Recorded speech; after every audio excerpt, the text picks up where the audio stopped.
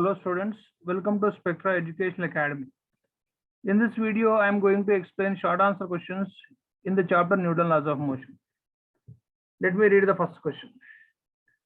State Newton's second law of motion, hence derive the equation of motion F is equal to ma from it. Looking at this equation, you prepare this statement.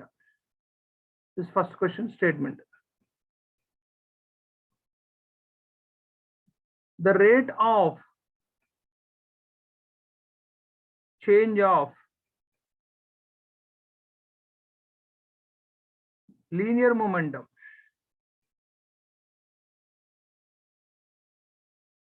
is directly proportional to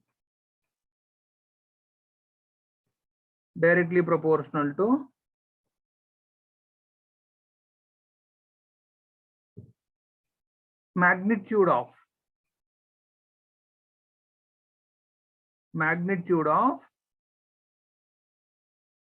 external force acting on it. Rate of change of linear momentum of a body acting on it, and change in momentum takes place in the direction of application of force. So look at the equation and you try to remember the statement. For writing statement, you will get 1 mark. Now there will be an explanation. To prove F equal to ma, there will be an explanation. Consider a body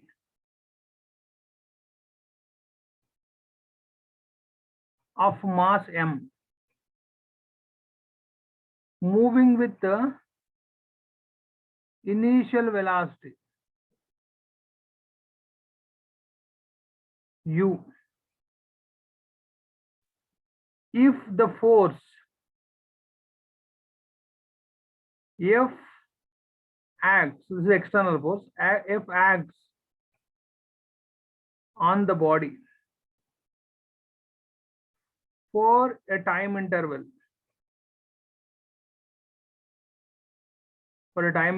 t, then it attains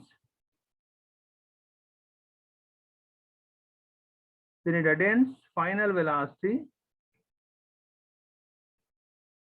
v after covering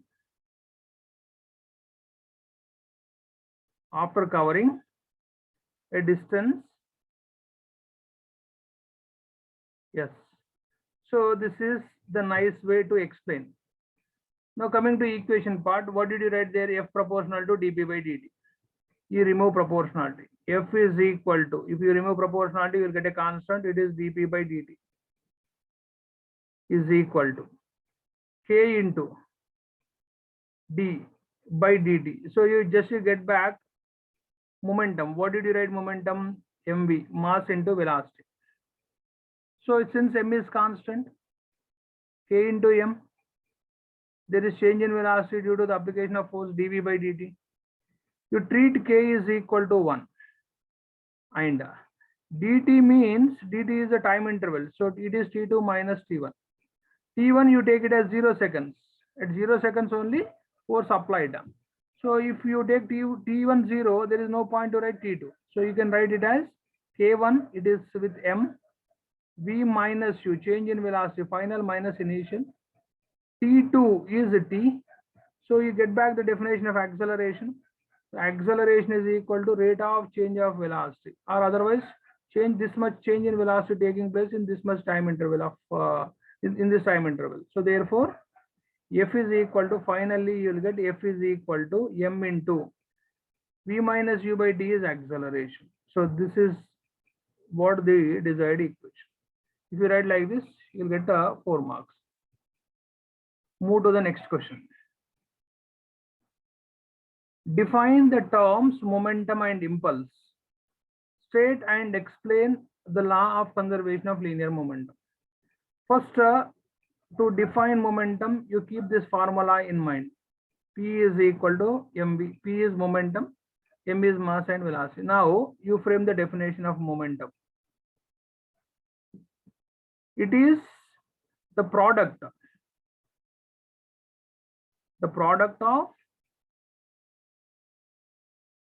mass of the body and its velocity.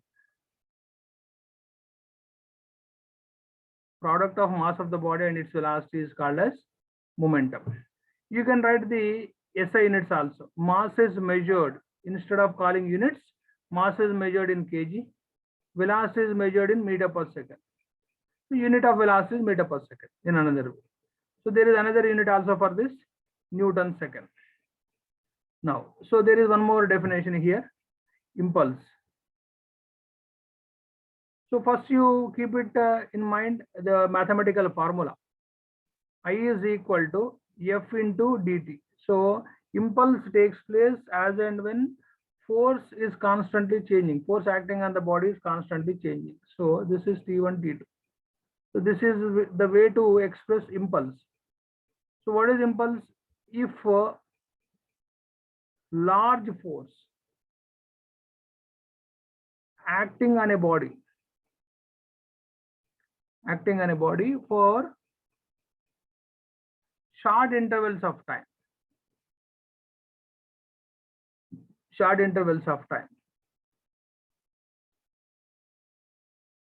there is finite change, a sharp change, finite change in the momentum. So this is called impulse. So mathematically we write like this, even so impulse is numerically equal to change in the momentum. Now proceed to the other part of the question. State and explain law of conservation of linear momentum. So let me explain keeping collision in mind. First statement.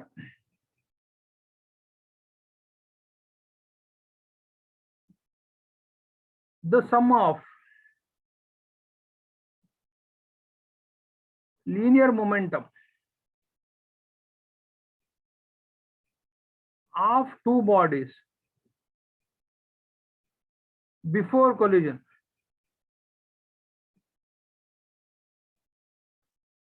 is equal to sum of their, in particular this is initial, sum of their final momentum after collision. So when external force is 0. Yeah, so let us explain. The initial momentum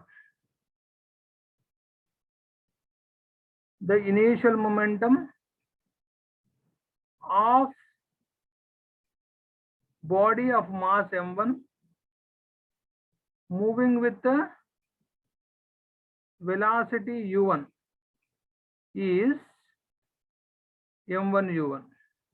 This is before collision. The final momentum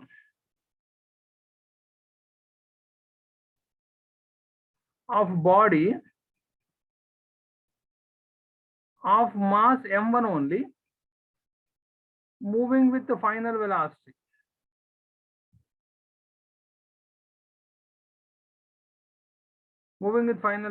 v1, let us say. So it is m1 v1. So this is m1 u1, this is m1 v1. This is after collision. So now what is change in momentum? So change in momentum is delta p1. Since it is for first body, change in momentum before or after force being acted. m1 v1 minus m1 u1. Similarly, for the body of mass m2, the initial linear momentum of body mass m2 moving with the velocity u2 before collision, so is going to be m2 u2. This is before collision. Similarly, the final linear momentum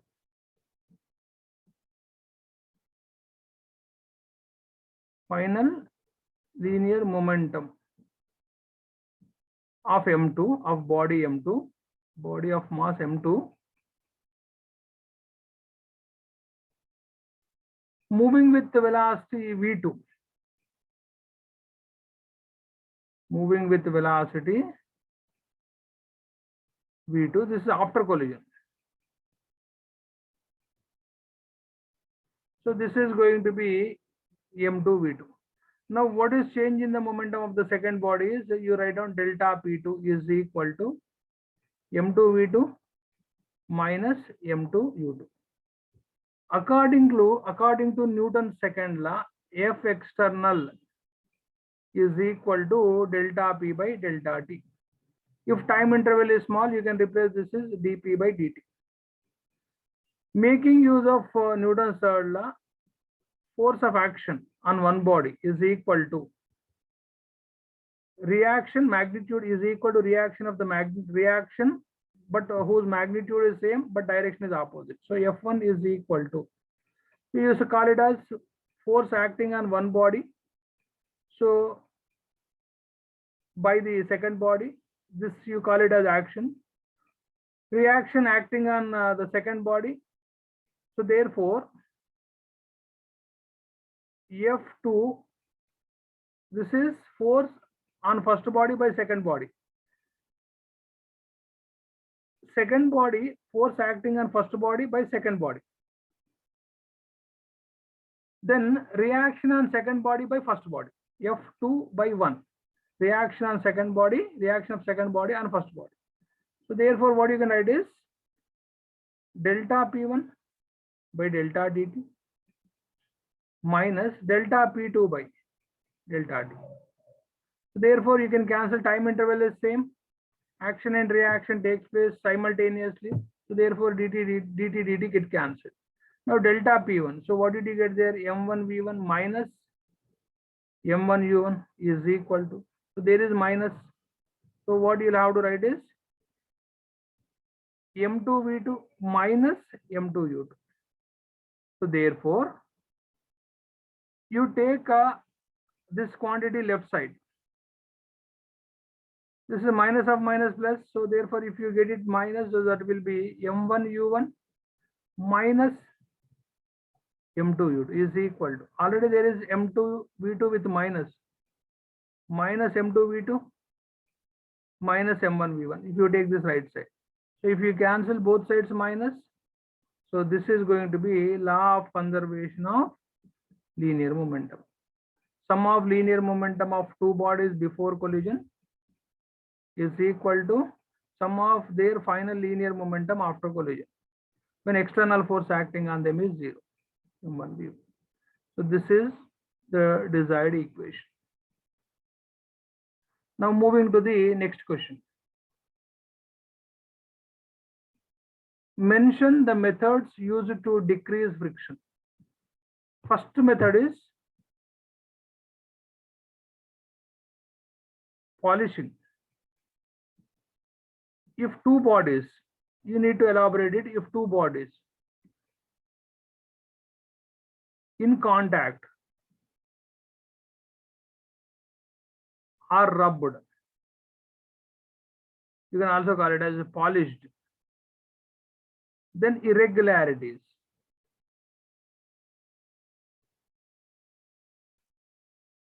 get vanished.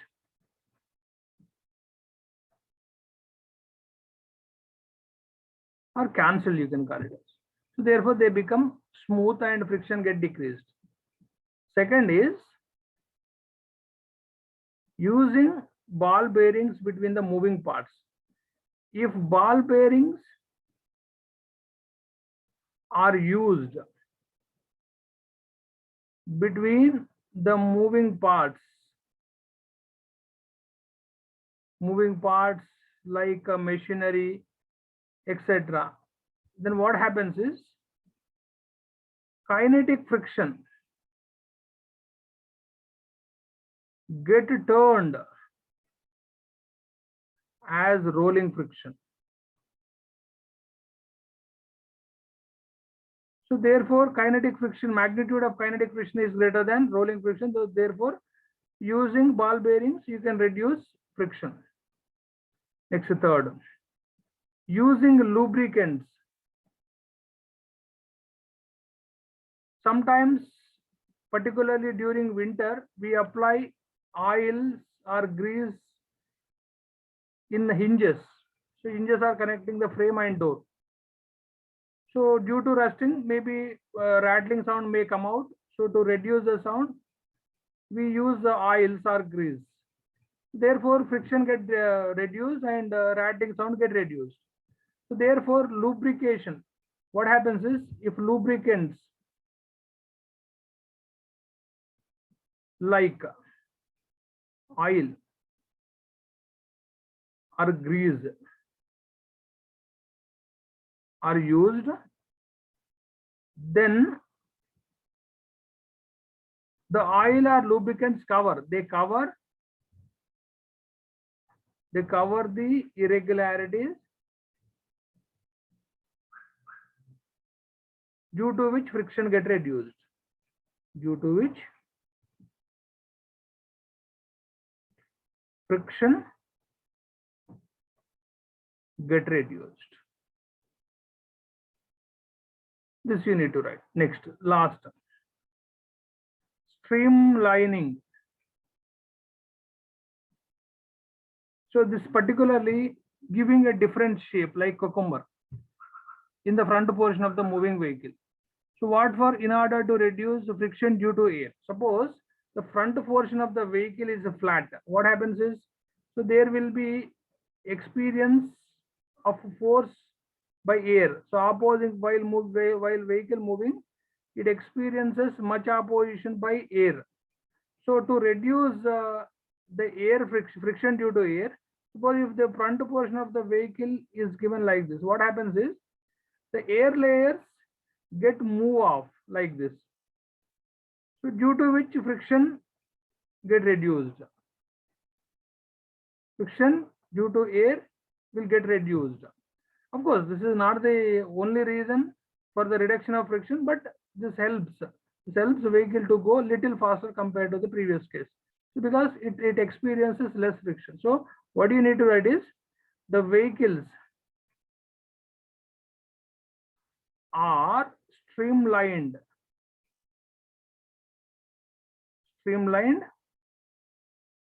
in order to reduce friction due to air. So this is enough to write. Next, moving to the last question. Explain the advantages and disadvantages of friction. First, let us write advantages. Under this first point, safe walking is possible. Safe walking is possible if there is enough friction between the feet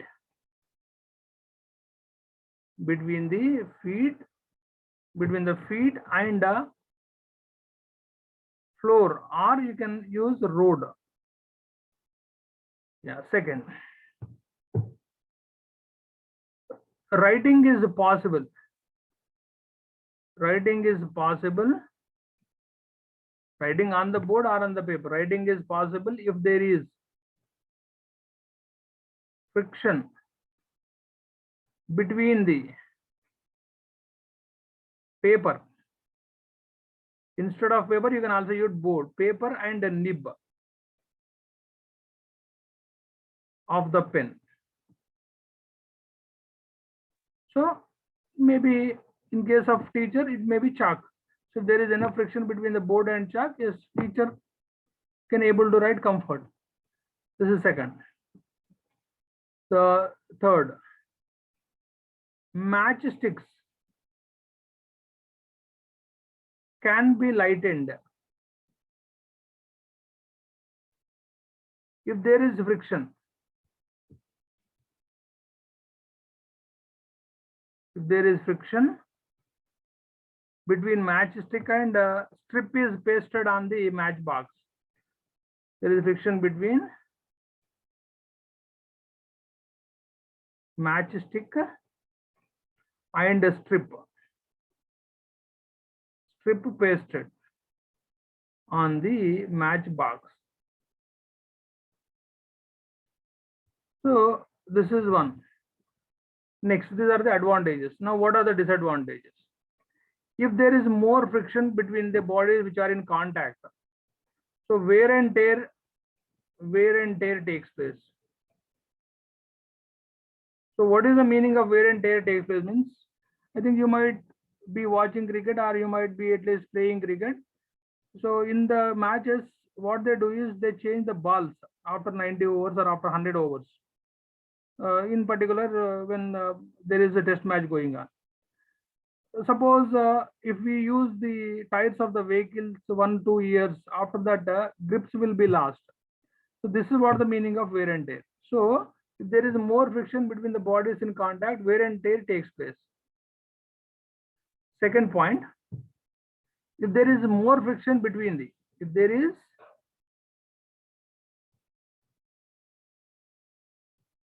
more friction between moving parts in machinery,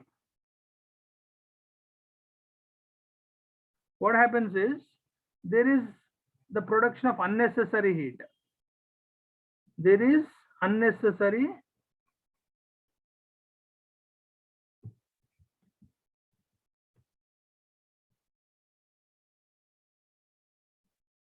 heat. There is production of unnecessary heat will be produced. So this unnecessary heat produced decreases the lifespan. So this heat decreases the lifespan of the machinery. So these are the disadvantages. This is enough to write. Thank you very much, students, for watching my video. In my next video, I'll proceed with SAQs in system of particles and rotational motion. But don't forget to share and subscribe with your friends and relatives. Thank you very much.